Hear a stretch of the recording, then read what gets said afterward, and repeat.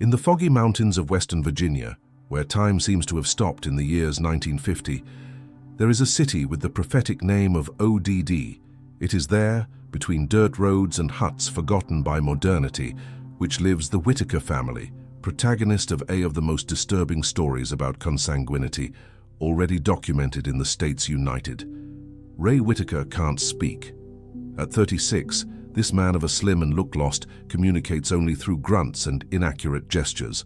Your head is visibly smaller than normal, medical characteristic known as microcephaly, and your eyes can never focus on the same point simultaneously. Documentaries recently revealed that Ray is the product of multiple generations of marriages between relatives nearby, a cycle that started with his great-grandparents and has perpetuated himself today. The house where Ray lives with his brothers is a reflection of the secular neglect that marks this family. The wooden walls rot slowly, while garbage accumulates in the yard where chickens vie for space with malnourished dogs. There is no running water functional, and electricity comes through exposed wires that serve dangerously by the precarious structures. Ray's medical records are virtually non-existent. Born at home like everyone the Whitaker, he has never received a formal diagnosis of his neurological conditions. The local, deeply religious and conservative community always treated the family as an embarrassing secret, preferring to ignore its existence to confront the reality of decades of social neglect. Betty Whitaker, Ray's sister, can articulate some words, but his disability intellectual is evident. She walks uncoordinated and has difficulties severe understanding. According to researchers who studied the family, Betty and Ray, they are children of parents who were first-degree cousins whose parents themselves they had consanguineous relationships. Odd geographical isolation contributed to perpetuating this cycle. With only 779 inhabitants scattered through a hard-to-reach mountainous area, marriage options have always been limited. For decades, families like the Whitaker remained invisible to social services, creating whole generations of children with severe genetic deficiencies. The history of the Whitaker gained national attention only in 2020, when photographer Mark Leiter published a documentary about the family. The images shocked America: adults with childish appearance, communication limited to animal noise, and living conditions that challenge basic human dignity. Ray spends his days sitting on the porch of the house, watching the world with eyes that they will never be able to completely process the reality around you. He doesn't understand that their condition is the result of choices made for previous generations, nor that its existence represents one of the darkest chapters of social neglect American. Check it out if it is already subscribed to this channel. Here you discover hidden stories of America deep that no one else shows. In the heart of the Appalachians, where rural poverty intertwines with ancestral traditions questionable, a girl was born in 1992 that social workers identified just as Bethany in the official reports. Its history, documented in the archives of the Kentucky's Department of Social Services, reveals the devastating consequences when consanguinity becomes a practice normalized by generations. Bethany came into the world with a bifida spine, a congenital malformation that left his exposed spine and caused permanent leg paralysis. In addition, it was born with urinary and fecal incontinence, moderate hydrocephalus, and severe cognitive limitations that prevented her from developing basic skills such as articulated speech or recognition of family faces. Their parents, identified in the documents such as Sarah and Billy Mackenzie, were cousins first degree. Even more disturbing, his paternal and maternal grandparents also kept direct kinship relations, creating a family tree that looked more like a genetically deficient shrub. This concentration of similar genetic material had been accumulated by at least 4 generations, dramatically amplifying the chances of congenital malformations. Bethany's discovery by the authorities happened by chance in October 1997. A storm had damaged telephone lines in the region, and company technicians Electric had to access the property of Mackenzie for repairs. What found them traumatized? A 5-year-old, clearly malnourished, lying on a dirty mattress on the floor of a house without proper heating. Bethany had never attended school or received any kind of medical care. Their parents, both with obvious intellectual limitations, did not understand the severity of your condition. They fed her with remnants of food and left her alone for hours while working in a small tobacco plantation that barely supported the family. The report of the social worker who first visited the house describes a desolate scene. The child remains motionless of the time, communicates through moans low, and has clear signs of prolonged negligence. The domestic environment is unhealthy, with a strong odor of urine and feces. Caregivers show affection for the child, but they are unable to provide adequate care due to their own limitations. The local community had known the situation of the Mackenzie family for years, but a combination of geographical isolation, distrust of the authorities, and the naturalization of consanguinity in the region had created a pact of silence. Neighbors occasionally brought food to the family, but never questioned the conditions of Bethany's life. When it was finally removed from home and taken for medical evaluation, the results confirmed the worst fears of the experts.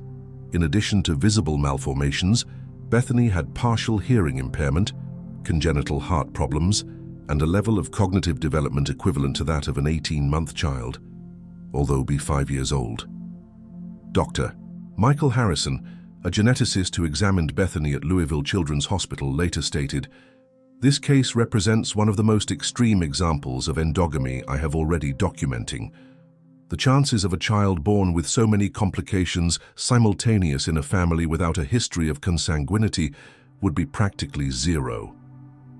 Bethany was placed in a adopted family specializing in the care of children with special needs. Their new caregivers reported small progress over the years. She learned to recognize family voices and developed a limited form of communication through gestures. However, their physical and cognitive limitations remained severe, requiring constant care for the rest of their lives. On an isolated farm in the east of Texas, surrounded by cotton fields that extend to the horizon, one of the most extreme cases of consanguinity and abuse already documented in the United States. The story of Marcus, as was identified in the police reports, it reveals how far degeneration can reach when incest becomes systematic within a family. Marcus was born in 2000, the result of a relationship between a 45-year-old man and his own 16-year-old daughter. What made this case even more shocking was the discovery that it was not the first occurrence in the family. Later records revealed that the father had maintained sex with at least 3 of its daughters over 2 decades, generating multiple children with severe genetic deficiencies. When the authorities finally arrived at the property, they found Marcus locked in a tool shed, sleeping on old newspapers and feeding on remains that someone occasionally left in a dog bowl. The 4-year-old had severe hydrocephalus, making his head disproportionately large in relation to the slight body. Their eyes constantly watery due to intracranial pressure, they could never focus properly. Marcus's total deafness had gone unnoticed by the family for years. They interpreted their lack of response to the calls as stubbornness or mental retardation, without understanding that he simply could not hear. Also, problems congenital cardiacs made any physical exertion leave the child without breath, dramatically limiting your mobility. Marcus's behavior also had worrying characteristics. Second reports of the first caregivers who attended him, he showed episodes of inexplicable aggressiveness, biting and scratching anyone who tried approach. Experts later identified these behaviors as possible symptoms of neurological damage caused by extreme consanguinity and trauma of abandonment.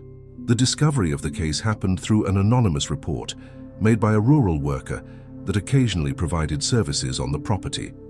According to Yor's testimony, he had seen a child being locked in the shed and noticed that he never played outdoors like other children. The connection to the line of complaints of the Department of Family Services of Texas began an investigation that would reveal of the most disturbing stories of family neglect ever recorded in the state. If you are feeling the weight of this story as I felt, comment now. No one born condemned. When officers entered the property with search warrant, they found not only Marcus, but evidence that other children had lived in conditions similar. Old photographs showed at least 2 other boys with physical characteristics similar to those of Marcus, but these children had died in the first years of life, supposedly due to the natural causes that have never been investigated properly. Marcus's father, identified as Robert Earl Thompson, was arrested and later sentenced to life imprisonment for multiple accusations of child sexual abuse and neglect criminal. During the trial, even more disturbing details emerged. Thompson had isolated his family from the outside world for more than 2 decades, forbidding his daughters to attend school or keep in touch with people from outside the property. Marcus's medical evaluation revealed irreversible neurological damage.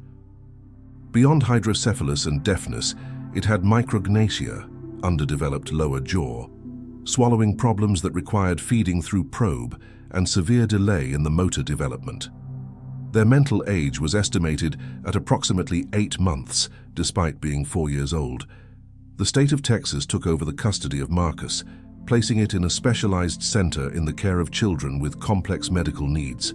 Caregivers reported that initially, Marcus did not show typical emotional reactions. It did not smile, not he cried when he was injured, and seemed disconnected from the world around him. Took months of intensive care for him to begin to demonstrate basic signs of recognition and affection. Today, more than 2 decades later, Marcus remains under institutional care permanent. He never developed communication or independent skills basic, remaining in a state of total dependence. Its history became a study case used in genetic medicine and social work courses, illustrating the devastating consequences of extreme consanguinity combined with neglect, systematic familiar.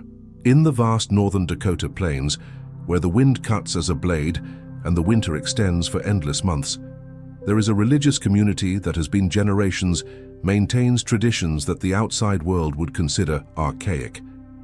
It was in this environment of deliberate isolation that were born in 2008 2 twins that would illustrate in a devastating how endogamy can even affect brothers born of the same womb. The New Harmony Colony, founded in 1952 by fundamentalist families seeking living according to literal interpretations of the Bible, had developed over the decades a social structure that discouraged marriages with people outside the community.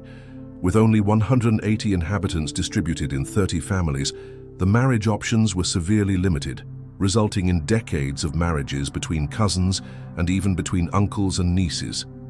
Rebecca and Alyssa Miller were born of parents who were first-degree cousins. More yet, both paternal and maternal grandparents also maintained close kinship, creating a genetic concentration that specialists later would characterize as catastrophic. While Rebecca was born seemingly healthy, developing normally in the first months of life, Alyssa came into the world with such a rare condition that initially confused even experienced doctors. Alyssa was born with Fraser syndrome, an extremely rare congenital malformation which occurs in approximately 1 in 200,000 births in populations with normal genetic diversity. In your case, the condition manifested itself in a particularly severe. His eyes were completely covered with skin, creating a smooth surface where the eyelids should be. In addition, she was born without ears external, with genital malformations and breathing problems that required assistance, constant doctor. The reaction of the community of New Harmony to Alyssa's condition revealed the depth of the beliefs that had shaped this society, isolated for decades. Many members of Colony interpreted the birth of the child as divine punishment by sins not specified, while others saw their condition as a faith test sent by God. This theological perspective had devastating practical consequences. Alyssa was maintained hidden from the view of external visitors and was never officially presented to congregation. During the first 2 years of life, Alyssa lived in a room in the back of the house familiar, cared for exclusively by his mother, Sarah Miller. The girl was never taken to Sunday cults, did not participate in community meals, and its existence was known only by immediate family members and the religious leaders of the colony. This social segregation began from birth and intensified according to their medical needs have become more evident. The discovery of Alyssa's situation by state authorities happened accidental during a routine investigation on home education in the colony. In 2010, inspectors of the Dakota do Norte Education Department visited New Harmony to check if the children were receiving adequate instruction as required by state law. During these visits, an inspector noticed medical records for 2 children born on the same date in the Miller family, but was only presented to Rebecca, When asked about the second child, the parents initially claimed that she had died in childbirth. However, inconsistencies in medical documents led to a further investigation. Social workers eventually discovered Alyssa, then 2 years, living in conditions that characterized as medical negligence severe. The girl was severely malnourished, weighing less than babies of 6 months, and showed signs of chronic respiratory infections that had never been treated properly. Their facial malformations had gotten worse due to the lack of early medical intervention, and she showed severe delays in the development that they went beyond their congenital physical limitations. Dr. James Peterson, specialist in craniofacial malformations at the Children's Hospital Minneapolis, who later examined Alyssa, described her condition as one of the more severe manifestations of Fraser's syndrome I've ever found, aggravated by years of medical negligence. He explained that early surgical interventions could have significantly improved its quality of life, but the window to many of these procedures had closed due to the delay in treatment. Alyssa was immediately transferred to specialized medical care and placed under state custody. Multiple surgeries were performed in an attempt to improve their respiratory capacity and create functional eye openings, but the results were limited due to the extent of its malformations and the time lost in the early years' crucial development. Currently, Alyssa lives in an institution specializing in the care of children with complex medical needs. She never developed functional vision or skills verbal communication, depending on fully caregivers for all activities basic. Its history illustrates not only the genetic consequences of consanguinity, but also as extreme religious beliefs can aggravate situations already desperate. Rebecca, her twin sister, was maintained with her biological family, but under strict supervision of social services. Today, teenager, she has normal development, serving as a painful contrast to the fate that was waiting for his sister from birth. The Cape Girardeau Regional Hospital, Missouri, was not prepared for what arrived on its doors on a cold morning of December 2015. A young woman, appearing between 20 and 25 years old, he staggered in the emergency room carrying a baby involved in dirty rags. She left the child on a chair in the waiting room and disappeared before any employee could question her. What followed revealed one of the most disturbing stories of multi-generational consanguinity already documented in the American Midwest. The baby, a girl of approximately 6 months, had immediate signals from severe neglect and congenital malformations. His head was visibly smaller than the normal medical characteristic known as microcephaly, and she weighed only 4.5 pounds, typical weight of a newborn. Even more alarming, she was born completely without tooth, an extremely rare condition called anodontics, which in babies may indicate deep genetic problems. The medical team that first examined the child was shocked by the extension of his medical needs. In addition to microcephaly and anodontics, it had problems severe swallowing that prevented it from feeding normally, malformations in the palate that affected their breathing, and clear signs of severe neurological delay. Your eyes, although anatomically normal, showed no ability to focus or follow objects, suggesting possible damage to the central nervous system. Investigation into the child's identity led the authorities to discover a network complex of rural families in southeastern Missouri who had practiced consanguinity for at least 5 generations. Through DNA analysis and genealogical research, it was determined that the baby was a product of multiple layers of endogamy. His parents were mean siblings, their grandparents were first-degree cousins, and great-grandparents also maintained direct kinship relations. Cape Girardeau County Sheriff Marcus Williams described the investigation as one of the most disturbing of my 25-year career in law enforcement. Search by the child's mother led the investigators to a network of isolated rural properties where multiple families with interchangeable surnames lived in conditions of poverty extreme, maintaining a cycle of consanguinity that had become normalized to the over decades. Fragmentary records suggested that the baby's mother, identified only as Crystal, it was itself a product of consanguinity and presented severe intellectual limitations. Witnesses reported that she had become pregnant at the 16th anniversary of a man who could be your half-brother or close cousin, but paternity has never been determined definitely due to the complexity of family relationships and the refusal of families to cooperate with the authorities. Crystal and the alleged father of the child had fled the region weeks before the abandonment of the baby, leaving behind a trail of clues that revealed the extent of neglect that the child had suffered from birth. Neighbors reported hearing constant crying coming from the property where they lived, but no one had intervened due to a combination of fear, distrust of the authorities, and normalization of family dysfunction in the local community. The baby's full medical evaluation revealed damage that went far beyond malformations visible. Neurological examinations showed brain development severely compromised, with some areas of the brain underdeveloped or completely absent. Its hearing capacity was limited, and reflex tests indicated possible damage to the spinal cord that would permanently affect their mobility. Dr. Amanda Foster, geneticist at St. Louis Children's Hospital who consulted in the case, explained that the levels of consanguinity necessary to produce so many anomalies simultaneous are extraordinary.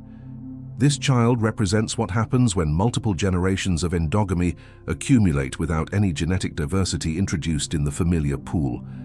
Since the child had been abandoned without name or documentation, the team of the hospital decided to call her Hope.